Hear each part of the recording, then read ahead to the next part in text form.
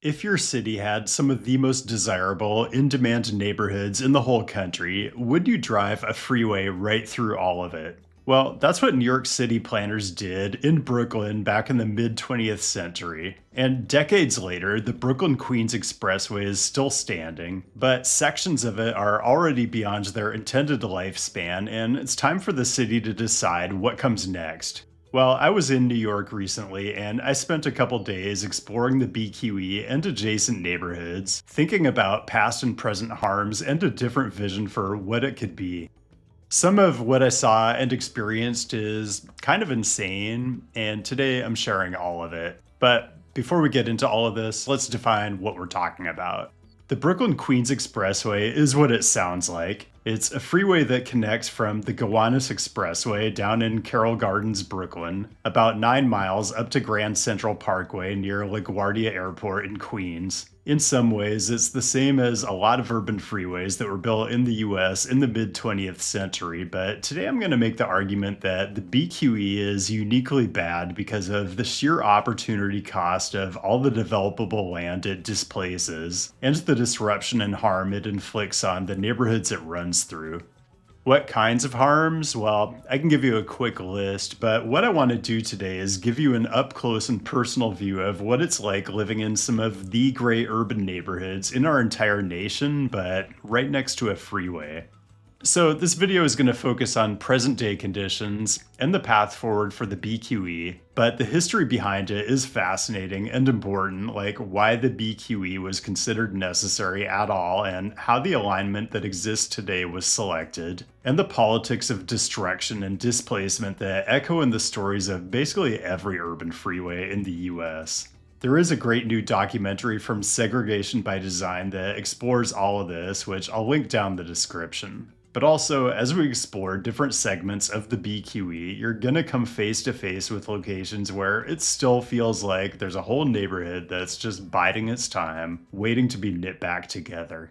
Now, New York has a lot of freeways that date from this same era that are also rapidly approaching structural obsolescence. So the reason we're talking about this particular stretch of the BQE today is there's just a whole different level of urgency to it. Because at the heart of it is a segment that city officials for over a decade have known is at the end of its lifespan, and yet mayoral administration after mayoral administration has kicked the can down the road.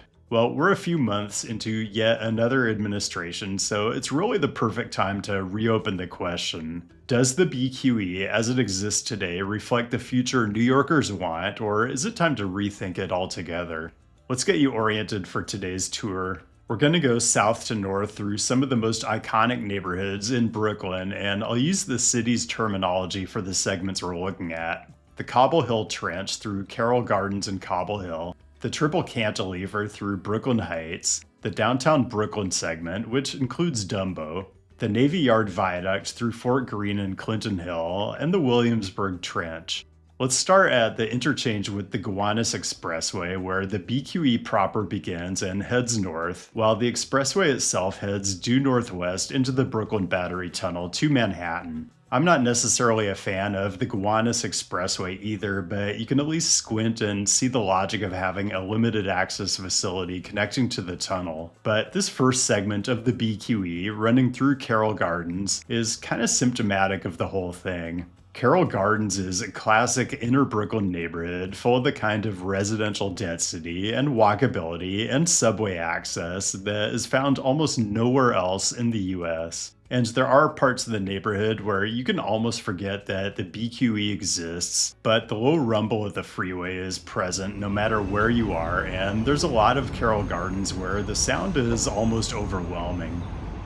And this isn't a matter of aesthetics or sensitivities. There's all kinds of research documenting the health impacts of this kind of noise in the urban environment, most of it not well understood when the BQE was originally planned and constructed, but we know now. And it just makes the existence of this kind of residential density next to a freeway all the more shocking. Even more diabolical, the existence of schools right next to the BQE. This one is nestled right in the Gowanus Expressway interchange, but probably even worse, preschools. The Brooklyn Preschool of Science, My most fervent hope is that the 4-year-olds who graduate from this program channel their white hot hatred of the BQE into future careers as the planners and engineers who dismantle this thing once and for all.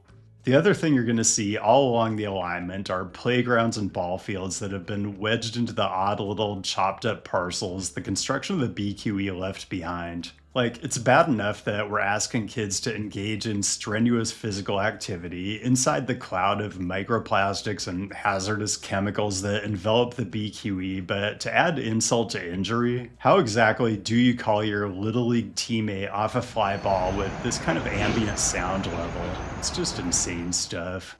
Moving north, we're deep into the Cobble Hill Trench section now, and you can't help noticing the jarring difference between the character of the neighborhood where it fronts the BQE and even just the side streets that approach the freeway.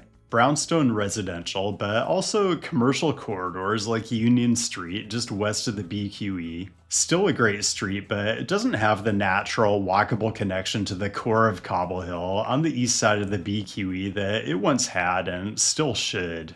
I'm calling this the Cobble Hill Trench, but the density of development on both sides, which mostly predates the BQE by decades, makes it feel more like a canyon that splits the neighborhood. There's no better example of this than the deli that sits on the southeast corner of Kane Street and Hicks Street, which is basically a frontage road on the BQE. From one angle, it's a charming cafe on a beautiful medium-density urban street, and from another angle, it's like something out of the Twilight Zone. An Edward Hopper-esque storefront that was grafted onto one of the most miserable, misbegotten car sewers in the city. 100% respect to the proprietor and to the customers who keep this place in business, but this is a situation that just should not exist. Moving north into Brooklyn Heights, and now we're going to get into the most visually interesting and contentious part of the BQE, but first let's appreciate Brooklyn Heights itself. It's bordered on the south by one of the borough's main drags, Atlantic Avenue, which is a great main street in its own right, but compromised by the fact that it's kind of an extended on-ramp for the BQE. Perfect geometry for fitting in a basketball court so you can get your physical exertion right in the middle of a cloud of carcinogens. Also ideal siting for a medical facility. This is just A-plus work. The neighborhood proper starts just north, and let's stop at Girolamo Street, the last BQE underpass you're going to see for quite a while. You know, if you plug your ears and don't look west, it's almost a serene place. Brooklyn Heights itself, really pretty streets, beautiful urban fabric, definitely an affluent neighborhood, and apparently powerful enough to have kept the BQE from being routed right through its very heart. Instead, there's a promenade that protects the views with the freeway cantilevered below. And this is it, the triple cantilever. The Brooklyn Heights promenade on top, BQE northbound on the level below, BQE southbound a cantilever below that, and Furman Street at ground level. In a way, it's an engineering marvel and also an extremely bad idea. A structure that I can't imagine anyone would try to build today. There are lots of videos out there that talk about the engineering aspects of this section of the BQE. I would just point out that if you rebuild it as is, you're perpetuating not only all the noise and pollution that come with an urban freeway, but also the unforgivably bad connectivity. Again, there's no way to traverse the freeway between Girolamo on the south and the Squibb Park pedestrian bridge on the north, which is over a half a mile. And this has become a bigger problem over time as the city has added more and more recreational amenities like Brooklyn Bridge Park along the riverfront. I guess, given the surrounding neighborhoods, it's easy to say, rich people problems. But when it's a location that attracts people from all over the city, not to mention tourists, well, it's kind of an everyone problem. From here, the BQE emerges into the downtown Brooklyn segment where it interfaces with the Brooklyn Bridgehead and the Manhattan Bridgehead. So what you end up with is a series of closely spaced interchanges which the engineers, in their infinite wisdom, designed with loop ramps that consume vast amounts of space in one of the most valuable parts of all of Brooklyn. I mean, you can't really do anything with these awkward spaces. Mostly they're just empty, grassy expanses. You definitely wouldn't want to put children's play parks anywhere near the BQE. Never mind. They actually do that, and basketball courts and play fields. The BQE has a whole foreboding presence in downtown Brooklyn that you can't ignore. It's always funny to me that the number one most Instagrammable spot in the whole city, Washington Street in Dumbo, which perfectly frames the Manhattan Bridge and the Empire State Building, well, if you do a 180, it frames the BQE nicely as well. Pretty underrated selfie opportunity, and the Dumbonians will appreciate you diversifying the photo ops. Next, running east of downtown, we get into the Navy Yard Viaduct section through Fort Greene and Clinton Hill, maybe the most unpleasant of any of the segments we're looking at. Like, what else are you going to do with the dreary space underneath? This is also the segment where you'll find that the BQE impacts all kinds of communities, and not everyone who lives in the inner neighborhoods of Brooklyn is well off. Because you will find a lot of public housing right up against the viaduct, people who don't have a ton of choices about where to live and are almost certainly at higher risk for asthma, cardiovascular disease, and other conditions that are exacerbated by living right next to a freeway, alongside healthcare industry banners exhorting you to live your healthiest life, and injury attorney ads on the bike share kiosk. Just a little dystopian.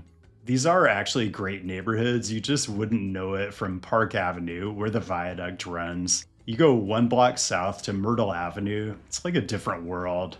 Don't sleep on the carrot cake. And finally, the Williamsburg Trench. I don't know if any neighborhood in New York has changed more in the 25 plus years I've been coming here. I imagine this was not considered high value, high demand land when the BQE was originally constructed, but it's 2026 and we live in a different world now. The sheer irony of having a car sewer that takes up this much real estate in a place where so many people live car-free, where transit is abundant but there's still not enough, where walking and biking are a way of life. Well, we really have to ask the question, who exactly is the BQE even for? And we will get to that in a second.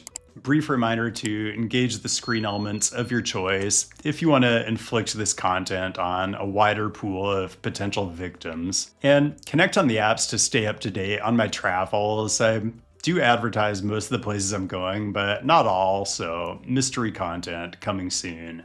So my hope is that by this point, we've established that the BQE is a serious detriment to all these neighborhoods and the impacts cut across every socioeconomic stratum of Brooklyn. What I've left out is this was not only the most unpleasant, but by far the unhealthiest filming expedition I've gone on since I started this channel.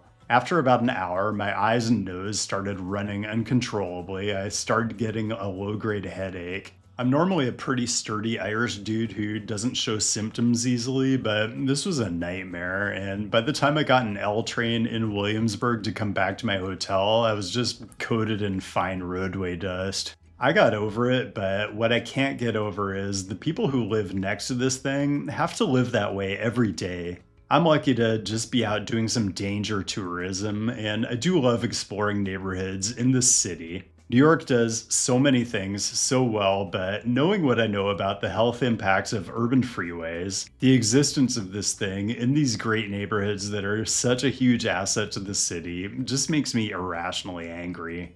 And I guess that's why I wanted to make this video, because the time is now. I've seen this play out on other bridge and viaduct replacement projects. First, you put weight restrictions on vehicles, which the city has already done with the triple cantilever segment, and then eventually closing the facility to all traffic becomes inevitable. It's just the progression. The city is still at the point where they've only done visioning around this. There's a new administration. It really is the perfect time to make sure your voice is heard. Even better, there's a new advocacy group that's aiming for a more progressive approach to rethinking the city's freeways. Not just the BQE, but freeways that impact all New Yorkers, like the Cross Bronx Expressway. It's Off-Ramp NYC. They've got a different vision for the future, and it's a good place for you to plug in if you share that vision. Now, you might say, okay, You raise some good points. The BQE is noisy, it's unhealthy, it disrupts the fabric of neighborhoods, it takes up obscene amounts of some of the most valuable real estate in America, but you can't just get rid of it. And no doubt, it is congested, at least in the peak direction. A lot of people use the BQE, you might say, and I'd argue that just one of the 20 odd subway lines going between Manhattan and Brooklyn carries vastly more people than 3 freeway lanes do. But let's follow the logic of that argument. Yes, if you build a 6-lane freeway in a heavily populated place, a lot of people who might have taken transit before will now drive instead. If instead of rail transit, you build a 6-lane freeway on the alignment of the future Interborough Express, it will absolutely fill up with new driving trips. If you build a 6-lane freeway on the Queens Link alignment instead of a train, which they should, you will get cars as far as the eye can see. It's a strange thing. I'd argue that if the BQE didn't exist, you would never build it today.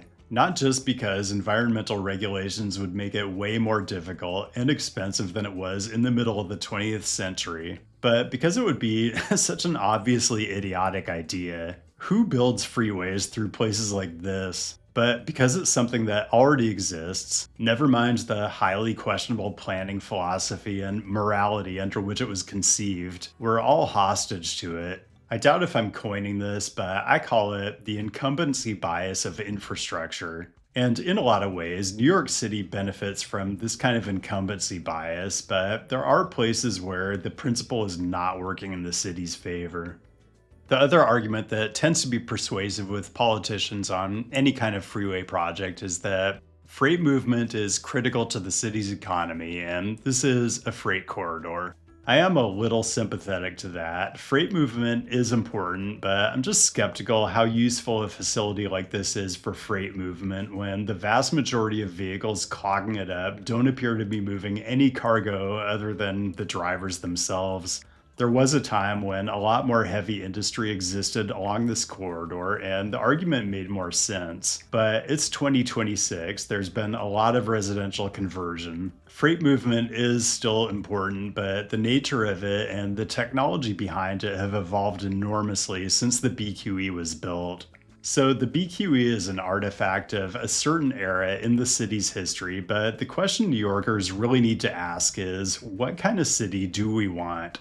Other great world cities are coming up with their own answers to this question. In Paris, freeways simply don't exist in the central city, and you can't imagine a version of Paris where this isn't the case. The city is even doubling down by repurposing some of the wider arterials for more people-friendly uses. As far as the BQE though, I'm not sure there's really time for more visioning exercises, and regardless, I don't need a design charrette to tell me that rebuilding the BQE the same way Robert Moses conceived it 75 years ago is a terrible idea. There's no ironclad rule that says you have to double down on the extremely bad ideas of the past just because those ideas already exist. We don't have to allow drivers from New Jersey and suburban Long Island to poison the respiratory systems of people in Cobble Hill or Fort Greene or Williamsburg just because we didn't fully grasp the concept of externalities at the time the BQE was constructed decades ago. I just submit that the land the BQE occupies, not to mention the adjacent land it pollutes with noise and carcinogens, has much higher potential utility. There's actually a whole financial argument you can make about the taxable value of the land and the potential for public good, but instead, I'm just going to share some cool renderings. Because you really don't have to use that much imagination to realize that the footprint of the BQE can be an amenity to all New Yorkers instead of what it is now, which is a car sewer that modestly expedites driving trips for the minority of people in the region who choose not to take transit, walk, or bike. New York is no different from anywhere else in that you get what you incentivize. And this is a place that spent a lot of the last 20 years incentivizing street use and travel behavior that makes the city a better place. The reallocation of space on Broadway through a lot of Manhattan, begun by the city DOT when Jeanette Sadiq Khan was transportation commissioner, has continued to expand, not just on Broadway, but to streets and avenues all over New York. The city has incentivized a quieter, safer, more livable Manhattan by instituting a congestion relief zone. New York seems to have a vision for the kind of future it wants, but how or whether the BQE fits into that just remains to be seen. But if you're a New Yorker and you have feelings about it, this really is the ideal time to stand up and be heard. If it wasn't already obvious, I spent a good week filming around New York in late April. I do try to unplug as much as possible when I'm traveling, but a week is a long time and I'm a realist. I still have to spend time in my Google account and in YouTube Studio while I'm out and about, and I don't like spending a lot of time worrying about what kind of information I'm putting out on the local Wi Fi. Public Wi Fi can seem innocuous, but don't get too comfortable. Consider the man in the middle attack. The perpetrator gets you to log into a fake Wi-Fi hub with the name of the coffee shop or other establishment in it, and then all of a sudden they're intercepting everything you send. Not a good situation. Well, if you're logged into NordVPN, which is just one click, that person in the middle is just going to see a bunch of gibberish because NordVPN gives you next-gen encryption. Also, NordVPN's Threat Protection Pro is a certified anti-phishing tool. It blocks dangerous ads, stops you from entering malware hosting websites, and checks you're downloading files for malware. So when you connect with NordVPN, you can just focus on work. And this is why I recommend NordVPN so strongly. I've got other things to worry about when I'm staying in a hotel or getting coffee in a strange city, and I don't need the security of my internet connection to be one more of those things. Also, I do travel outside the US from time to time, and NordVPN lets me access all of my streaming subscriptions, just as if I was at home. Anyway, if you sign up for any of NordVPN's 2-year plans during the current promotional period, you're gonna get 4 bonus months on top if you use my custom code. NordVPN does come with a 30-day money-back guarantee, so it's hard to go wrong here. I just keep NordVPN logged in wherever I go because it's a valuable peace of mind and it works great for everything I do. Again, make sure you use the code down in the description. It gets you 4 months for free, and it's going to help support this channel as well. Thanks again. And that's all I've got. Thanks for joining today, and thanks as always to the patrons for your direct support, which let me extend my trip in New York by a couple days so I could film for 2 videos. Thanks to the Nebula subscribers as well. Keep the great topic suggestions coming. I'll be back with a new episode in a couple weeks, and I'll see you then.